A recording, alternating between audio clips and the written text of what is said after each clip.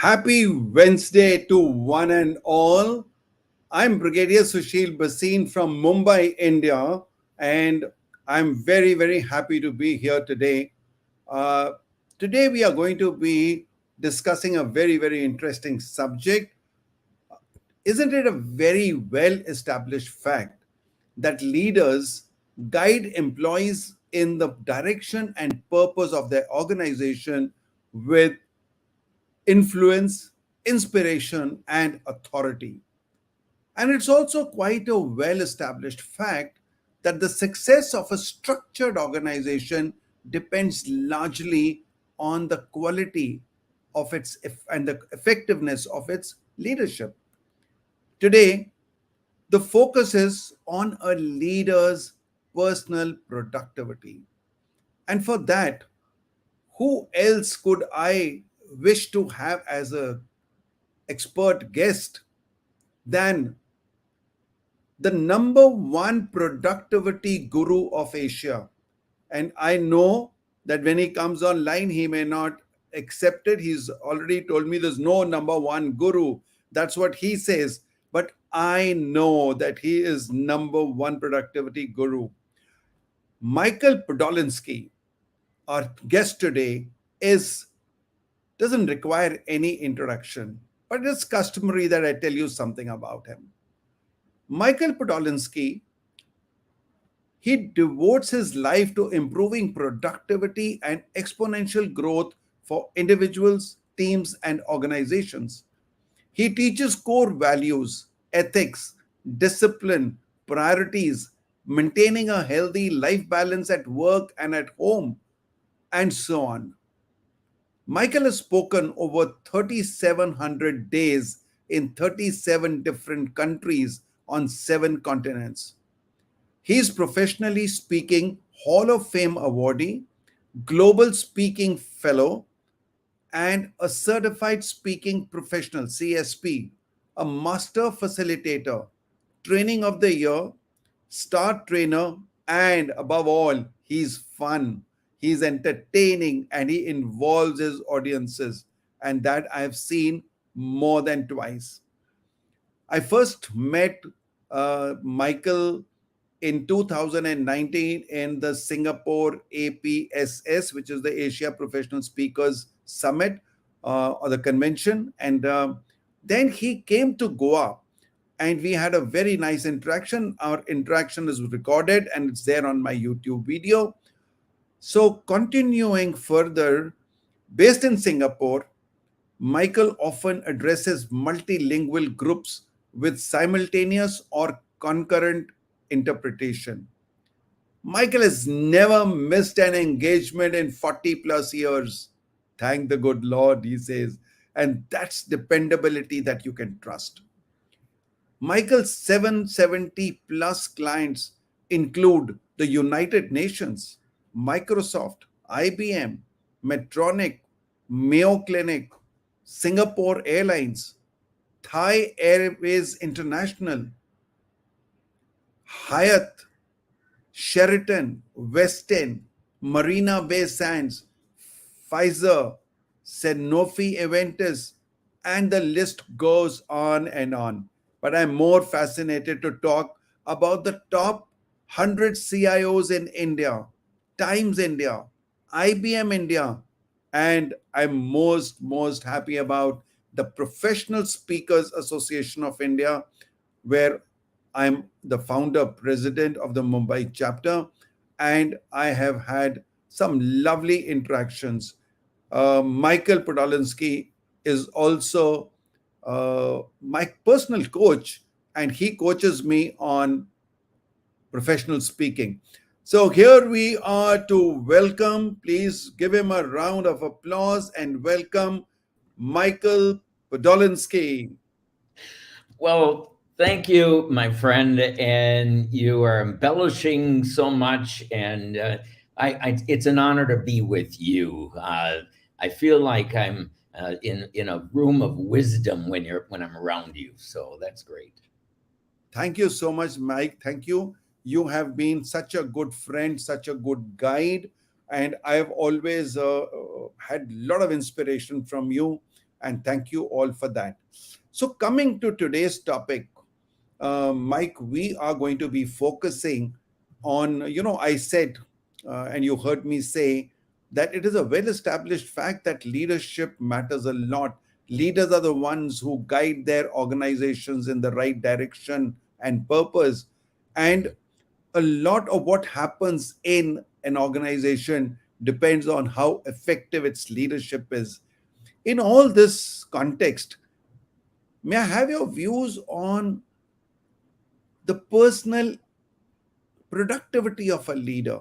How does that productivity of the leader really matter? And even before we dwell into that, you could give us a little glimpse of what is productivity, personal productivity, when it comes to a leader or anyone for that matter. What Okay. is it? What is productivity? Well, productivity is just a measurement of how we are doing and how we're producing something. So if an organization makes $80,000 as an example, and they put 1,500 hours into it in order to create that 80,000, well, then some people would say that's a 53, number 53 in terms of productivity scale, but it doesn't always work out like that. That's a little too simplistic. Productivity is getting more value from your people, your organization, your machinery and equipment, your software than you put into it, and then you're in a positive productivity mode. If we get the same amount as we put in, there's no value add to it. If we're getting less, then we're losing money on that. As far as productivity and leadership, I like to go back in time and talk about, for example, Lao Tzu, who wrote The Great Learning. He said, "A leader is best when people barely know he exists. Not so good when people obey and acclaim him. Worse when they despise him. If they fail to honor people, they fail to honor you. But of a good leader who talks little, his work is done, aim fulfilled, they will all say, 'We did this ourselves.'" And that's really what we want people to think in terms of their leaders. And that is productive. That is saying, we are making you empowered to be your best and to be excellent at everything that you do. And to me, that's a very productive view of leadership. And I know that's what you did as a logistics brigadier general and commanding over 6,000 people and being able to get them to do the right thing at the right time. So, and even if you didn't need it, it was there in case you did. And that is what a Thank great you. Yes, general. thank you. So that was very, very profound, and you have explained this productivity so well. So now that we have understood what is productivity, let us also understand why is it important. Why is it important that a leader himself must be highly productive, and if he is not, what is the cost that the organization pays for it? Okay. Maybe I could ask a favor from everybody watching this. If you would take just three fingers here, just three fingers, and then tap your forehead. Just tap your forehead with three fingers. Okay. Then tap your ear. Okay. Then tap your nose. Okay. Then go and tap your chin, and if you're doing this, if you're not doing it, it doesn't make any sense. But if you're doing it, you're actually tapping your cheek. And that's what I find is that most people tap their cheek because I'm tapping my cheek and they don't tap their chin.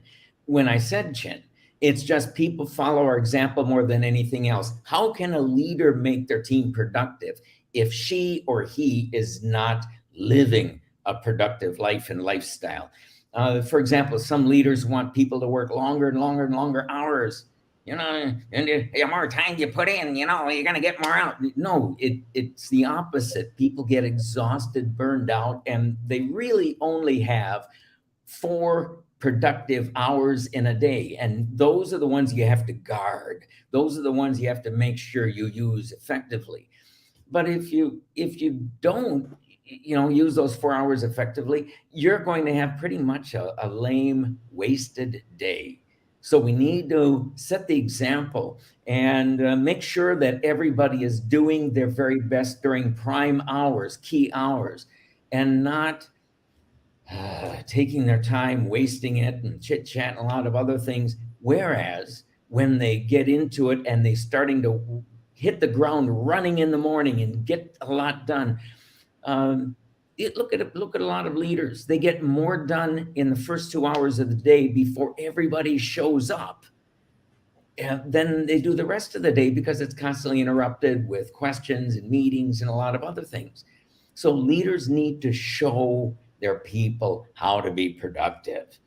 Um, would you like an example Absolutely. of that from Singapore? Absolutely. Because, see, leaders set an example, and that's one of the very, very fundamental leadership qualities, that you lead by example.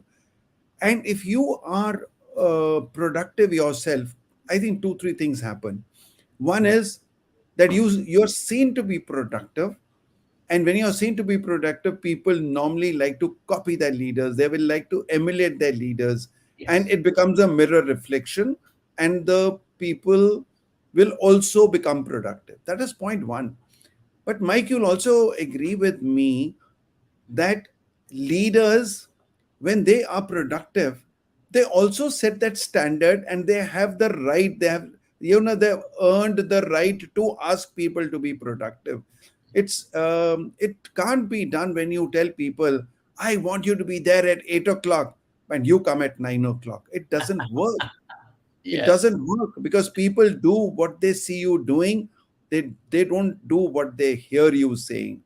They want to follow that. So here I also want to just narrate a small story. And I was doing a workshop on time management, and it was a very big or known general insurance company of India, and the MD of the company was also sitting there. So I asked a question, and I went to this MD and asked him in particular. I said, Sir, how many hours do you attribute to work in a day?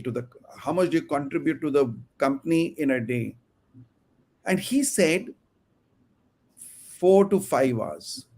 And before that, he said, if you ask me technically, yes, I work 8 to 10 hours a day, but I'm productive only for 4 hours. I said, sir, thank you very much for your honesty and you being able to say this in front of your own people requires courage. But tell me, what do you do to make it more productive? He says, no matter what I do, there are unannounced visitors who come in, and there are other things that happen. There are meetings that get called for. I do travel sometimes unplanned, and therefore I say that my productivity is less. And then I asked him, I said, Sir, uh, how many hours do the other people work? So he says 8 hours a day. I said, what about their productivity? He says, I guess their productivity will also range from 3 to 4 to 5 hours. That's it. Yeah. So I said, what happens if you and your first level reportees, let's say the top management, top layer of your organization, if your productivity goes up by, let's say, an hour a day, what do you think will happen to the rest of the organization? He says, oh, yes, that will certainly multiply. And I started that time talking about something which I'm very fond of. And that is called compounding of time. I tell people how this becomes compounding of time. That if your and it becomes compounding of productivity similarly. That if the productivity increases at the top level, it goes layer by layer down to the last level, and therefore the productivity of a leader and the top leaders is absolutely a no negotiable for any organization that wants to be productive. So, what would you like to add to something to this compounding of time or compounding of productivity that I've said? Well, it's what you said is so true, and we need to get people in an active mode early in the day. One example would be I've been over to Google offices in Singapore, and the new ones are just absolutely amazing. And they give free breakfasts. Who doesn't want to come and get a free breakfast, a really nice breakfast? And then they give nice snacks throughout the day. That's all free. And really nice, healthy, good tasting, wonderfully custom made lunches, great snacks in the afternoon, and no dinner because they want them to go home and have a life. They want them to spend time with their family. They want them to go out and spend time with their friends. They want them to rest and relax so they come back the next morning ready for another great breakfast. Rejuvenated energy. Yeah. Yes. They don't want them to go dragging their lives out. And that's why they're in the top 25% of companies. There are so many organizations that just keep push, push, push. In Singapore, I know this is hard to imagine, but in Singapore, 16% of the employees are expected to bring their phone on vacation so they can answer business calls on vacation. Their bosses don't understand what vacation is about. It's not about going to another country necessarily. It's about rest and relaxation, recuperation. If you have a disease, you don't want to be out jogging. You need to have rest and relaxation, healthy food and medicine if necessary. But what we're doing is we're just a lot of these people just are pushing. A lot of these, they're calling bosses, not leaders. Bosses, they just push, push, push, push, push, and they get less and less, and then they get angry at their people for producing less. Absolutely. Absolutely. Yeah, So I think, like when people talk about the HR, the human resource, yeah, and once I wrote an article, how human is this resource? When people don't, there are some leaders who may be workaholics. They may they may drive people crazy. And Mike, let me tell you, in all honesty, I was one of them. And my wife was the one who told me, please don't do this. Don't expect everyone to be moving at that speed. So a leader also needs to slow down and work at the speed of, so that you take the team along. It should not happen that you run far ahead and you look behind and people are still jogging. yes, So it becomes important for a leader to understand that these people who are working for the organization are humans. They are not robotic, they are not machines. They also have emotions, they also have a family, they also have a life of their own. And after all, we didn't come to this planet to be productive. We came to this planet, or to enjoy life. And if that enjoyment of life is not happening side by side, then there is something wrong.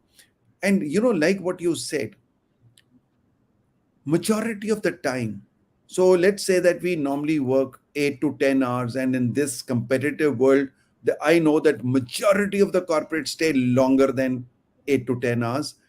yeah, If the workplace is not a fun place, like you talked about the breakfast and the snacks, and if the workplace environment is a fun environment, then you are enjoying life. If you're enjoying your work, you're enjoying life.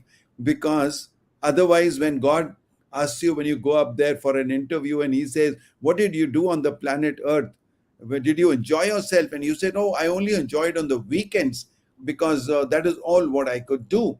Rest of the days I was working. So he'll say, oh, I don't think you deserve to be a man. Next time I'll send you as an ant or a cat or something. I sent you to enjoy your life, and you didn't enjoy it.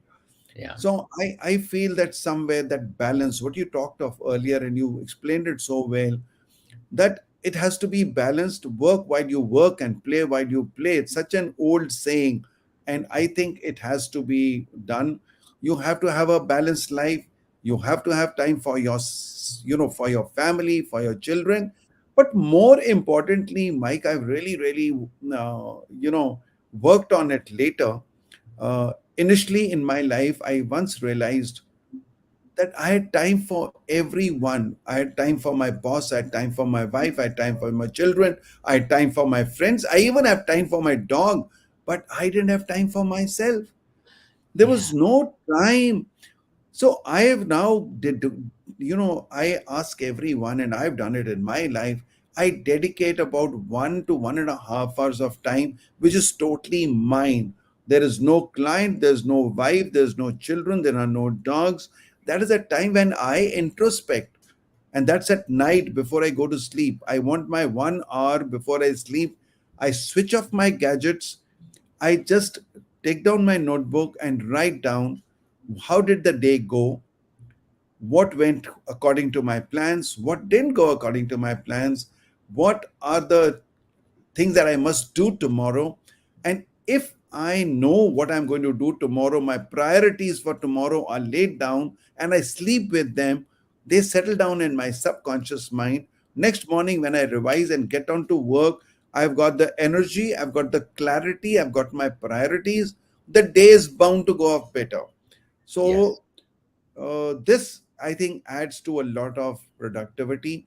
And when you were talking about when I was in the army, uh, I was in the logistics service, and productivity in a logistics service is far more visible, more important, and more measured than the productivity in a fighting unit, because in peace you're not really fighting, you are only living, uh, preparing for the war. That means you're generally training and doing peacetime activities. So here, if I'm responsible for the fuel, oil, lubricants, petrol, diesel to reach a particular place, it has to be there on time. There's no way that it can fail. We can't have, like I was in the J&K, and we used to look after the valley, the J&K, the Jammu and Kashmir valley, with a lot of insurgency going on. And in winters, they're required to coal for burning. And there was once a catastrophe where some logistic planning went wrong, where the reserves of coal were not there. And we had to lift coal by helicopters because it is so cold that you can't live without heating. Now, this was one thing which happened in 1994, which taught us a great lesson that logistics cannot be taken for granted. You have to, because they get seen. They are not imagined. They are not visualized. They are there, Yes. and therefore, no failure is acceptable. So that is why leaders in logistics have an extra responsibility to make sure, and that can only happen if down the channel everyone is productive, everyone is aware of it, of his ownership and responsibility of doing his bit to make sure that the things are procured on time, they are packed on time, they are transported on time, and they are delivered on time. And if like, uh, you can't work on the Japanese concept of just in time in the armed forces. Here we work on just in case. Just in case it rains, what will I do? Just in case there's a breakdown of transport, what can I do? We have to build in reserves, we have to build in contingencies. So that is how productivity is important. And now just let's translate all this, what I've said, into leadership in the corporate world. Aren't you supposed to deliver on time, prepare people on time? If it's a manufacturing company, manufacture on time, and all the activities, whether it's marketing, it's manufacturing, it's procurement, all that has to happen in a very systematic, phased manner. I So I let's see agree. your views on bringing it to corporate world from there. Yeah, and you mentioned the name of a very famous leader, and this is every leader's best friend. His first name is Justin, and his surname is Case. You know, just in case. You know, and you got to have it just in case. You know, you got to have more supplies than you need at that moment, and it's we've seen the supply chains destroyed in the last 2 years and shelves empty. and people need things. And so it wasn't planned out well in advance. Your comment about being able to take an hour and a half in the evening and then relaxing and then thinking about what went well during the day and what you're going to do the next day. Harvard Business Review had a front page article on it, and then a 6-month follow up later described the exact same thing. If you sleep on issues, things that you need to do, many times in the morning you wake up with the right idea, the perfect idea, because your subconscious mind works on it and works stress free. You don't have to get all tied up in knots trying to make decisions. And you see young supervisors that are good people, have a lot of potential, but they get all caught up. What if I make a mistake? What if this or what if that? Most of their decisions that they make are not make and break for the organization. It could hurt the team a little bit, but they're not make and break. They're not that important yet. And what they need to learn is to do their best planning, write it down, think about it before going to sleep, get a great sleep, wake up in the morning, usually with the perfect plan to implement at that point. So what you're doing comes from wisdom and comes from experience. Good for you. Absolutely. And Mike, I have experienced this myself. And many of my students who come back and said, "Sir, we tried this out. I have a complete system. I call it a PEG system. In COVID, I modified it according to the requirement. When you were not commuting, you were at home. How do you plan out your time? And how do you plan this? The 86,400 seconds. I said, can you convert them into dollars or rupees or whatever currency? And then say, how much of that did I use today? Because we acknowledge currency, the value of the currency, more than we acknowledge or recognize the value of time. So once Yeah. you equate them, you understand it better. And Yes. yes, this really works. It is a magical thing that if you uh, introspect your day in the end of the day, see what went well, go through the entire day.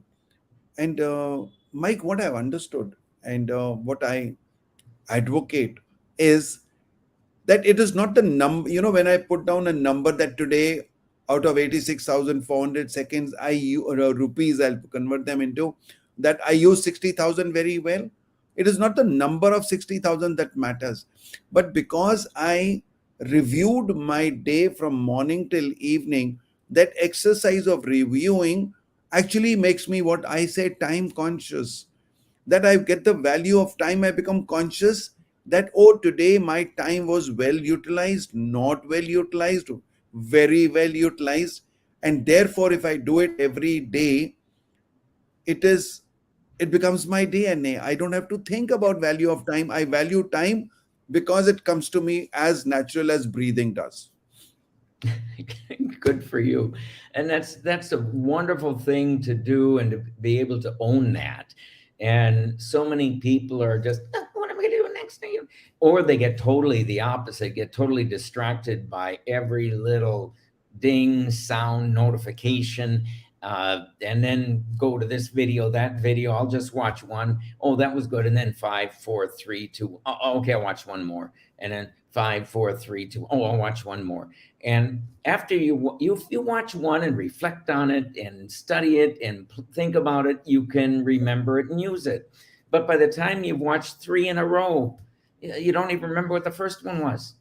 And it's easy to just binge watch, and stay up late, wasting your whole evening. And even at work, leaders, even at work, people watch videos. 85% of Facebook videos are watched with the sound off. Now, would you go to a movie theater and say, "Can you turn the sound off, please? I want to watch it as a silent movie with closed caption"? No, you want all the sound and the booms, explosions, everything. You want all the excitement and people singing and whatever else it is. You want that. And, they watch it with the sound off for one reason. They're watching it at work. when you're paying them to watch Facebook videos. Worse than that, 50%, 50% of porn is watched during office hours. Now, on average, it's an hour and a half a week. But how can somebody watch that and then look appropriately at other people in the office? It's just not right. And without monitoring, they get away with it. And that's why the top organizations make sure they always monitor what websites are accessed. And sometimes they cheat by loading it into their computer in the first place. But then they should be using a company laptop at work. I mean, there's a lot of ways of taking control of this if you have problems with that. And actually, if we monitor people's time better and have a way to monitor from CEO to tea lady what their goals are and where they're at in their goals, it's easy to see who's working and who's not working. And when we have a transparent system for monitoring people, there's very little cheating. And you're going to find that about 1/3 do a lot of cheating in terms of taking time away. They don't see it as stealing. Oh, I'm tired. I gotta have a little break. I gotta. And man, uh, leaders wouldn't do it themselves, and they don't expect their team to be doing it. But they find ways to take time, and taking time is stealing. Most people don't think Absolutely. that way. Absolutely. So, if one thing is very clearly understood by everyone in the corporate or any organization for that matter, that the time that you spend in office is not your time. It Yeah, belongs to the organization. They paid you for it. They bought your time. And if you are doing anything which is not official, whether you're making phone calls or watching any inappropriate stuff like what you said just now, it is not only that you are wasting time of the organization, but you're also contaminating your mental state, which you just said. Obviously, if you're doing something inappropriate and that is playing on your mind, that is the way your thought process, your energy, your state of mind is going to be like. And how are you expected to be productive with that type of a mindset? yeah, And also, I feel that if you talk, we are talking of leadership today, and if leaders are able to inspire their people in a way that they are so focused on their goals, they are so inspired to achieve, and they are getting that excitement out of achieving what they want to achieve. I don't think there's any requirement of any checks and balances or checking of what websites they are watching or not, because if a person is so involved in his work, he will not at all have time to do it. So yeah. inspiring people, instilling ownership in them is more important than uh, just having checks and balances. 100%, 100% spot on. Inspiring, inspirare. It literally means God breathed. That means that um, we have that fire, that enthusiasm, that passion for it. And when you're feeling like you're an important part of the organization rather than a cog in a machine, there's so much of a difference in that. A great leader makes people feel like there's something in them, and that they're relying on them, and that they've got great ideas, and asking them for their advice, their ideas. And oh, you want my input? And all of a sudden they start to feel like they have ownership. And one of the exercises I've done for years is having people, I want them to stand up and shout two words. With everything, I get them to stand up. Okay, we're going to throw your fist in the air and shout these two words. Are you ready? 1, 2, 3. And then I put the words are up in the screen. I quit. 1, 2, 3. I quit. 1, 2, 3. I quit. I said, great. You're now self-employed. Wait till you go home and tell your spouse and family you quit your job. But I want to give them a self-employed mentality. When it's you.com, wow, you got your name on the door. You're the one who has to produce the income. You're the one who has to do the work. You're the one who has to do everything because it's you.com. And getting people to understand that concept, if they're working for somebody else that's a huge company or whatever, and they figure they're making more money than me, they don't understand how much that you really cost them. That's one key thing. And maybe I'll circle back to that later. But uh, if you're thinking that you're just only getting a little bit of money for what you're doing, well, guess what? That's one of the reasons you're only getting a little bit of money is because you're not giving it full effort. And if you can give people full effort, you give your organization full effort, you will be appreciated for that in the long run. It's rare. It's rare that somebody gets overlooked when they're the best on the team. So Absolutely. yeah, we Absolutely. need to get I people to agree with believe.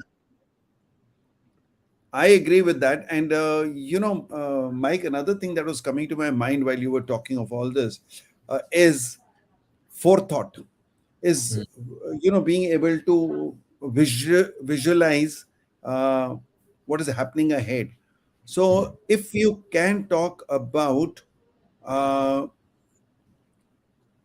the future, if you can visualize the future, in the army we use one of our principles of administration is forethought.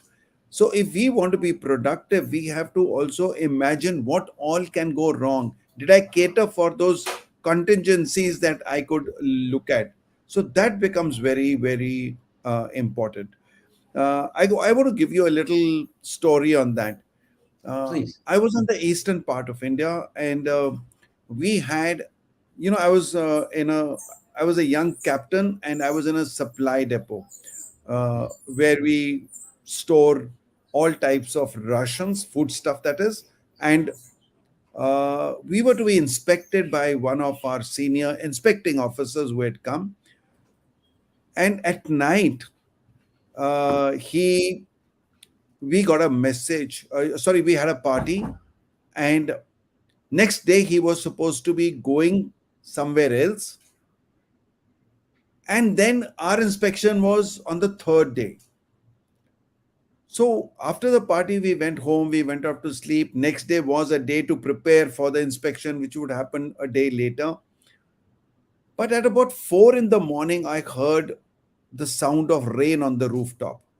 mm, So a thought came to my mind, what happens if it's raining tomorrow and he's not able to fly to a place called Teju where he was supposed to be going? Then he'll probably say, I can't go, so I'll inspect you today. Then what happens? Am I ready today? So I just put on my sports kit, went to the office because we were our office and residences were in the same complex. So I went there, picked up my phone, called for the Subedar Major, and asked him, I said, how do we do something that just in case the inspection gets preponed, how will we be able to manage things? mm. So we quickly sat down and made a couple of points that we could do, what all actions were required to make sure that if we are doing it day after tomorrow, we are very comfortable. But if it happens tomorrow, we should not, put up a bad show. Yeah. So we did all that, and by then I think it was about 6:30 or so when I got a phone call. Now there were no mobile phones; it was a landline phone. So I picked up the phone, and it was my commanding officer who actually expected the duty clerk to be there. There was no officer expected to be there at 6:30. So he says, Sushil, how are you there right now?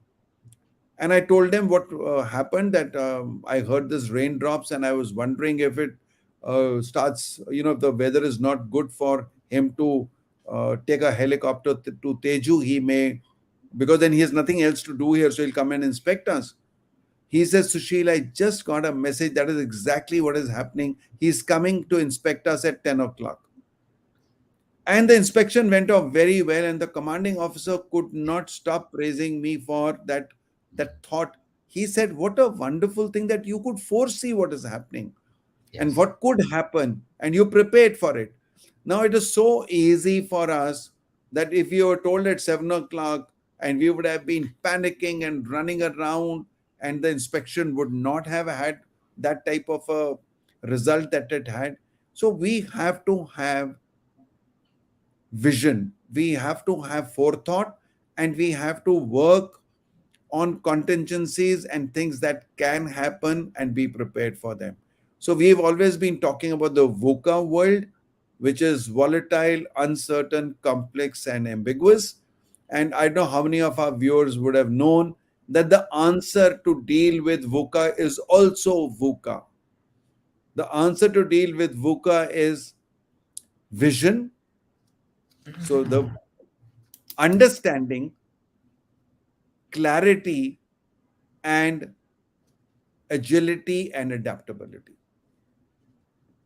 So the answer to VUCA is also VUCA. And if leaders follow these four things of being, having the vision, having an understanding of the situation, having clarity, and also having the adaptability and agility to think forward, then you can handle all cases as efficiently as you should. All right. All right. Yeah, I've never heard anybody do VUCA answers, so that's cool. I learned something new. I also learnt it from someone, I don't know who, so I can't pinpoint. But it's not my original thing. It is, I picked up from somewhere, but I liked it, and I've been using it a lot. I've applied it a lot. So once you start applying something and you find that it is working, and it has worked for many of my students, so you somewhere start owning that idea because Yeah. you've tried it out, you experimented. But it's not. I can't claim that's my idea. Yeah. And we've had conversations on that. We don't take other people's material. We always quote them. And so I admire you for that. And that's an honest way a leader sets an example for other people by being honest about what we own and what we don't own, or what we talk about, what we don't talk about, and then ideally finding the original source. So that's great. Uh, Mike, you said something which has triggered another story, and I must tell you, it's of the same place which I was talking about in the Eastern India where I was posted. It is this place was called Panitola. So when you're talking about giving credit, I had a commanding officer, and you learn so much from your leaders, and he's probably one of the uh, best leaders I served under in my life. His name is Brigadier Dharam Prakash, and I always say that he's the one I learned the most from. So in this inspection now, I'm going in the same step. So we are all lined up. We are only four officers. So we are lined up, and he's introducing us to the visiting officer. So he says, sir, he's Major Bhogal. He's our second in command. He is the one who actually runs this depot. He is the one who is my main source, and I depend on him a lot. The second was me. He says he's Captain Sushil Basin. He is my trump card. Where nothing else works, I use him. And before he said that, he said, here are my four gems that make my team. Now imagine the type of uh, excitement, the type of, the feeling I have when I'm being introduced uh, by my boss to the super boss in a manner that he's calling us gems and he's giving us all the credit. And later on, when the inspection was over and he was giving a feedback, in that feedback letter that he sent to the boss also was something like this, that this could be done because Sushil did it, this is done with Bhogal did it. So he yeah. was not saying I did and I did and I did. He was giving the credit to others. And you know what he said, Mike? He told us one day, he said, doesn't the boss know that this team is meant for work? And if I'm acknowledging people's work, he still no give my credit will still come because Yeah. my job is to get work done and I'm getting it done. Okay, but many of us don't do that, and we would even go and say, what do you expect me to do if you give me a team like this? I've heard this happening in my outdoor trainings in corporate world where when something didn't go well, people said, sir, what could I do if I have a team like this? So I think it's very, very important to give credit to your teams, to your organization, and acknowledge people who are doing their work, because that not only gives them encouragement, but it also sets a culture that they also then do it for their juniors. Very good. Very good. And, it's so true that when leaders compliment their workers, the workers work 80% harder. And it's Absolutely. yeah, Grant, absolutely, and it makes a huge difference. One of the things I thought if we could cover are some of the wastings that happen at work that really don't need to be wasted. And for example, the number one problem, as I've seen it in my research, are meetings. And managers are spending 54% of their time in meetings. And why? They're not being productive. They're wasting a ton of time there. That means not only are the managers spending 54% of their time in meetings, but the average worker is spending 20 to 40% of their time in meetings. I mean, pardon me, that translates to 2 months to 4 months of work that's just wasted because they're sitting in meetings. The bigger companies, those that are more productive, the Googles, the Amazons, and even schools are coming up with what they have as a 15-minute meeting maximum. Google, if you want anything more than 30 minutes, you got to approach senior management and give them a good reason why you need more time. Because after an hour, everybody just talks rubbish. I mean, it's just a waste of time. But if we can get people to stick to a 15-minute meeting, I've got a video I show in our programs, and it's from a school, and they just go around. The principal starts it, and every single teacher shares what's going on in their lives, and they're talking about what happened, what they did yesterday, what they're going to do today, and if they need help from somebody, and then people volunteer. And they say they never go over 15 minutes, 12 and a half minutes. They've finished the meeting already. And because it's a daily meeting, it's motivational. It happens before the day actually starts. So 15 minutes before the start of the day, everybody's motivated. Everybody knows what's going on. Everybody felt good because they got a chance to share something. And those that didn't have anything to share that day, that's okay, because they can get back to work and they want to have something they can share tomorrow that was a great success. So stop wasting time with people in long, drawn out, boring meetings, and instead keep them active and interacting with one another. You can save massive quantities of time and greatly boost and maybe even double productivity from that one element alone. Absolutely. And also, Mike, if I could say that because a continuous monotonous work, particularly in some companies where the nature of job is a very repetitive job. Like for example, I was training a, uh, call center people. Now they were Mhm. into data thing, which becomes very boring. So Yeah. when I did that training and I said, what do you do to create some fun at work? And they really didn't have much that they were doing. So we instituted a very simple thing that there was some song which we had done in the camp and people are very happy about it. So we said every 1 hour, somebody used to blow a whistle, everyone used to stand up. Firstly, they used to clap, then they used to sing that song, do a little bit of dance, and sit down. Then, after lunch, before they got to work, there used to be a little dance session where everyone on their own seats would do a little dance with some music and all that. And then, after that, people started in coming out with creative ideas. And the CEO of that company said, Friday evening after lunch would be only an interactive session, networking session, no work. So people started looking for that Friday, and he said that I will not tell you what to do, you do what you want to. So people started coming out with some debates, some contests, some fancy dress competitions, or whatever. If your workplace becomes a happy place, the productivity goes up. And in this particular company, I don't remember exactly, but he had sent me an email to say that about 18 to 20% efficiency increased in 2 months' time because Wow. of this Yeah. this particular thing. So I think yes, what you said is right.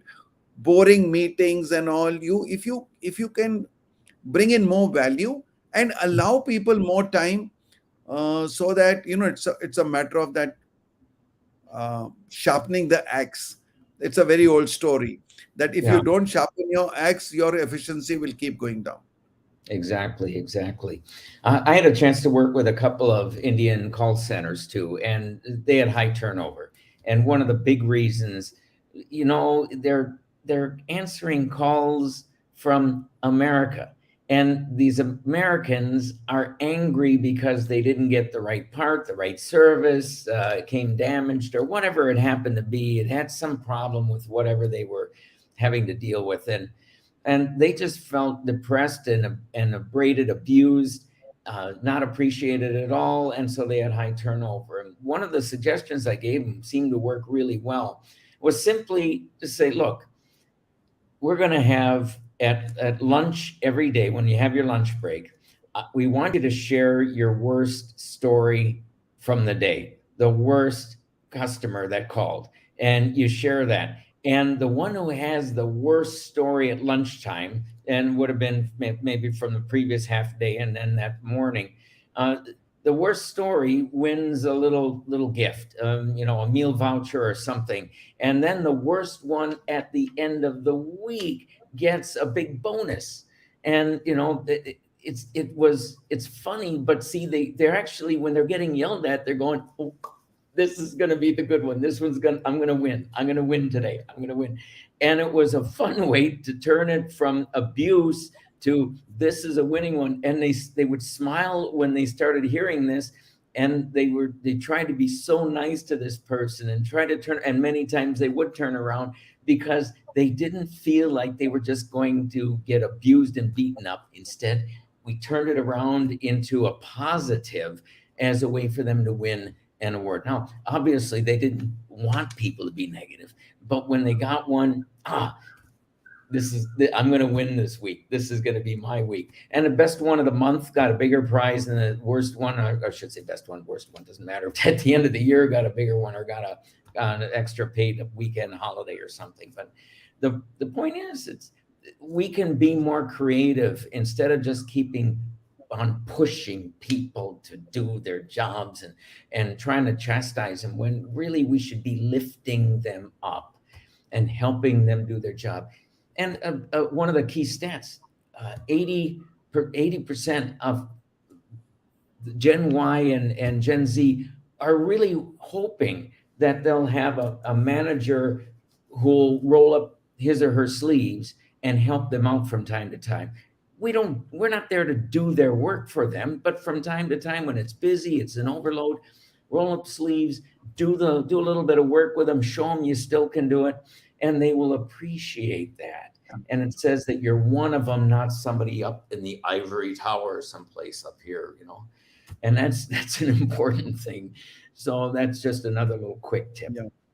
So, Mike, we are having some nice comments coming up, and I've been putting them on the screen. But I really want to acknowledge some people at least. So, Dr. Alka Chadda, she's been very active right from the beginning. And I know she's a happiness coach. And what she's saying is, we came to this planet to be happy. If you're happy and productive at work, we don't need a vacation. We don't need a vacation. She also uh, actually said something. Uh, Happy people are more productive and more disciplined. Yeah. We've got Arpita Shervastav, who came out with some nice comments when she said, brilliant example of proactive leadership. And then she said something which I think we all agree, that I guess leadership and productivity go hand in hand. Absolutely. I think it's a very important part of a leader to be productive. I also want to thank all these people who have been uh, here on the show. Akshata, who said, if you can't lead yourself properly, how can you lead others? When we said that, why does a leader need to be so productive? And Gauri Hegde, said yes, enjoyable work life is very important, and you have to balance it. Okay. Praveen Kumar has also been very active, an air veteran.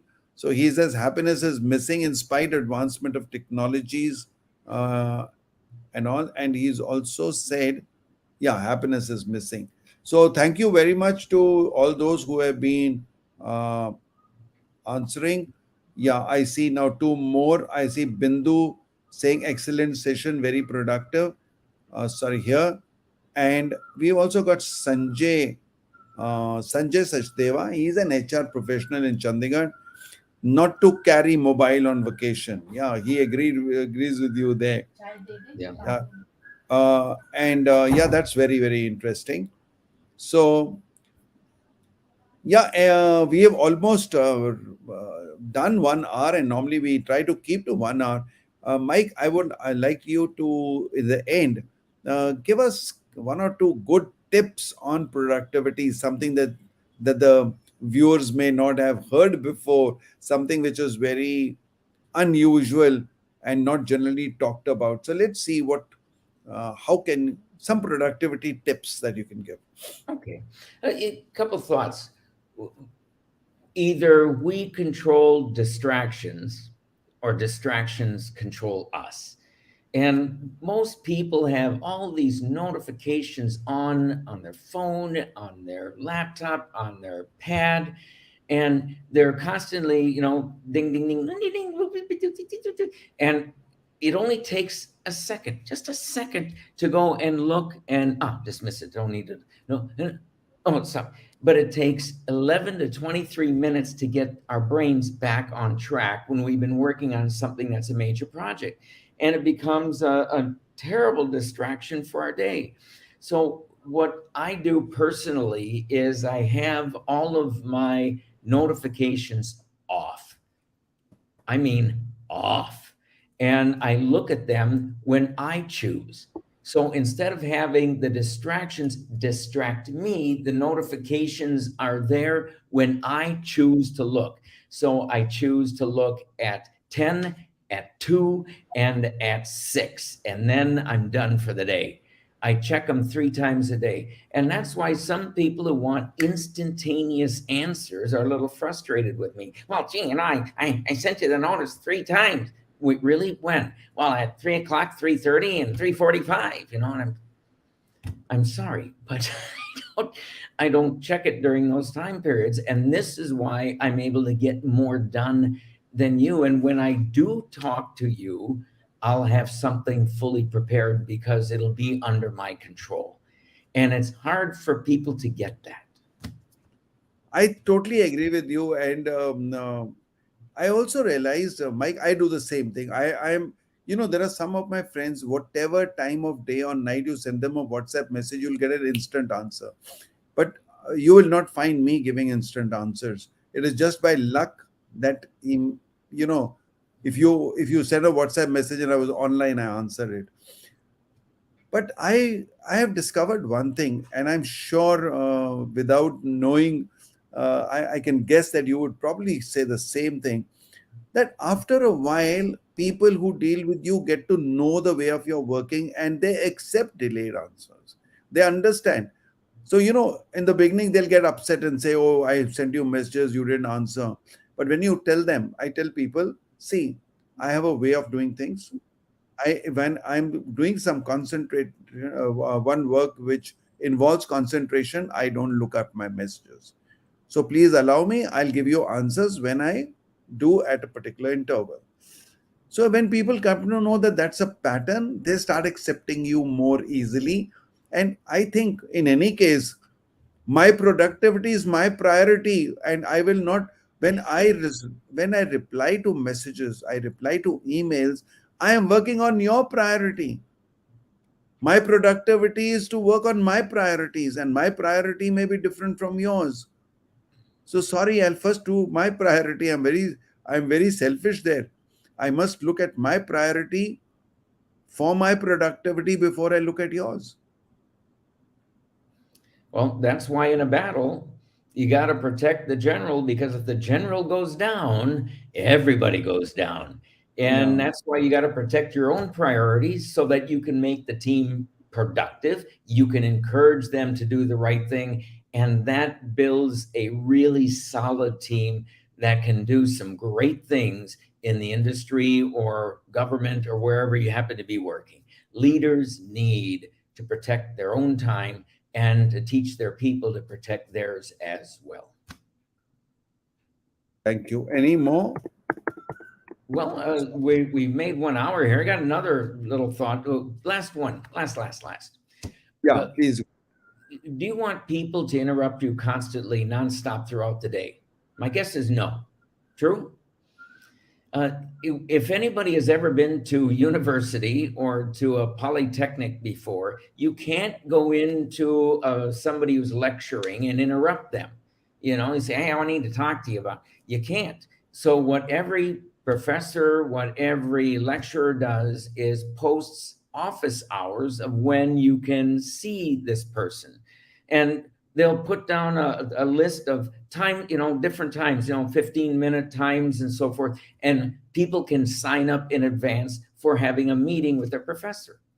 Well, we need to do that at work. And it doesn't have to be on a wall, that's low tech, but you could do it online and use something like Calendly, where you would synchronize your calendar with theirs. And then say, okay, I need 15 minutes or I need a half hour for this. And you got to explain why you need the extra 15 minutes. And basically, people can sign up and know that they will be listened to you and you will be available to them at that time, rather than coming up and interrupting. And maybe you already got somebody you're talking with and then they want to interrupt again. This way, you control your time, you control talking to people and educating them, and you are not going to destroy your own personal productivity and actually will make them more productive by having to wait. And by the way, if they have to wait for several hours, they usually figure out the answer on their own, Yeah, which that's makes a them feel good. They came up with an answer. So that's my last thought, maybe for this particular session. thank you, Mike. Thank you. And while we were just about closing, I find this very interesting question from Sanjay Sachdeva. What to do if a call comes in? If there's a incoming call, what do you do? Okay, So, very good. yeah, It's really not that hard. Simply because if you're on a vacation and a call comes in, you're not going to answer it because you don't take your phone on vacation, or you make sure that somebody else is covering for you. True or not? we always absolutely. we always have people covering for us. If you fly out someplace and you can't talk, I mean, you have someone cover for you. That's standard protocol. Well, why can't you do that throughout a normal day? And you say, look, I'll take an hour in the morning and I'll cover for you. But I'm more productive in the afternoon. Or you ask somebody, hey, I noticed you're very productive in the afternoon. Let me cover for you so you don't get interrupted. And then you cover for me for an hour in the morning. And we just cover each other. And so when I have a lot of interruptions from the calls, not only mine, but other people, I'm doing C or low B activities so that it's easy for me to go back and forth between them. I just don't want to be interrupted when I'm doing an A1 project, because it takes too long to go back with the thinking that's needed to get it done properly. So help each other out. You've got to have a partner that you can rely on, and they have to have you as a partner to help them out as well. Thank you. Thank you. Dr. Alka Chadda said call back later. And I agree with you, Michael, and that's what I would also do. But in my own way, what I do is normal working day, whenever I am doing some important work, I just keep my phone on silent, which means no notifications, no calls, nothing. Uh, Let there be an important call, doesn't matter. Today, we are fortunate that this device, which the manufacturer has given us, is so good that it gives you exact time when the person called, the data is not lost. Why can't you call him back? What heavens will fall if you have not called? Imagine that you were in the good old days of landline, you wouldn't have even been able to call back. At least here you can call back. So I don't think it's important that you have to answer a call immediately. And if it is an unscheduled call, and today I think we have settled down to this idea that all business calls are pre planned. You fix a time and you're expecting a call, you take a call only at that time. Unplanned calls is a bonus. If you are free, you can take it. I don't expect when I ring up somebody, firstly, I don't ring up many people till I have got an appointment with them. It's a business call. And if you certainly have something very important and you call, I just have let two, three rings go and close it because I know that this person will call back. Maybe he's not taking my call because he's busy elsewhere. He'll call back.